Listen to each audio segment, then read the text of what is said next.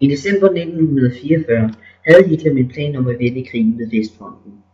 Dette ville han gøre ved at splitte de allierede styrker i Nordvesteuropa og ved at lave et overraskelsesangreb gennem de allieredes linjer i Ardennerne mod Antwerpen, der dengang fungerede som hele Nordvestfrontens forsyningslinje. Den tyske offensiv blev planlagt i al hemmelighed ved at minimere radiotrafikken og ved at flytte tropperne og krigsmateriel i ly af natten. Der blev brugt vildledende koder, navne og sætninger for at gøre det endnu mere hemmeligt. Tyskernes plan var at krydse floden Meuse for at fortsætte frem til Antwerpen, hvilket ville resultere i en deling af de allieredes frontlinjer. Planen var risikabel, men hvis det lykkedes for tyskerne, kunne de meget vel vende krigen til Tysklands fordel. De allieredes ledelse havde ikke troet, at Tyskland ville gå til modangreb, så da tyskerne den 16. december 1944 indledte angrebet, kom det som en stor overraskelse for de allierede. Og på grund af dårligt vejr kunne de allieredes fly ikke lette, hvilket gav tyskerne en stor fordel. Den 1. december 1944 krydsede den tyske hær, som bestod af mere end 250.000 tropper, grænsen til Ardennerne i Belgien og Holland. Tyskerne kæmpede sig vej ind i Ardennerne i et forsøg på at sikre vigtige brohoveder vest for floden Meuse. De amerikanske enheder kæmpede desperat for at bremse den tyske fremrykning ved St. Vith, Elsenborn Ridge, Havelitze og senere ved Stockne, som blev forsvaret af den amerikanske styrke. Den amerikanske styrke blev næsten udslettet, men til gengæld lykkedes det amerikanerne at dæmme op for det tyske angreb ved St. Vith, og dermed forsinke den tyske fremrykning.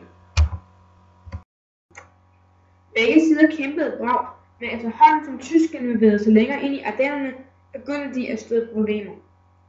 De tyske tanks manglede meget brændstof, hvilket især sænkede den tyske fremrykning. Det var ikke det eneste problem, tyskerne havde. På grund af tyskernes hurtige fremrykning havde den tyske hær tilfangetaget flere amerikanske soldater. Dette måned senere ud i, at en tysk SS-division forsøgte at henrette de tilfangetagne amerikanere. Denne massakre blev kendt under navnet Melody-massakren. Der døde 80 amerikanske krigsfanger. Da tyskerne manglede brændstof, og de amerikanske tropper kæmpede bravt i de frosne skove i Ardennerne, lykkedes det ikke for Hitler at vinde sejren i vest. Da det dårlige vejr endelig forsvandt, kunne de allierede endelig udnytte deres luftherredømme og lade deres fly deltage i slaget. De kunne nu begynde at tæppebombe de tyske hære, og de kunne sende forsyninger til de allierede i form af ammunition og mad. Det lykkedes amerikanerne at vinde krigen ved Bastogne, da det lykkedes generalløjtnant George S. Pattons hær at komme de amerikanske tropper til undsætning. Slaget ved byen Bastogne endte den 6. januar 1945. Den 21. januar 1945 havde de allierede genvundet det tabte terræn. Ardenneroffensiven var den dyreste kamp nogensinde udkæmpet af den amerikanske hær, der endte med lidt mere end 100.000 sårede. I de 4 uger kampen stod på, deltog mere end 1 million soldater i krigen.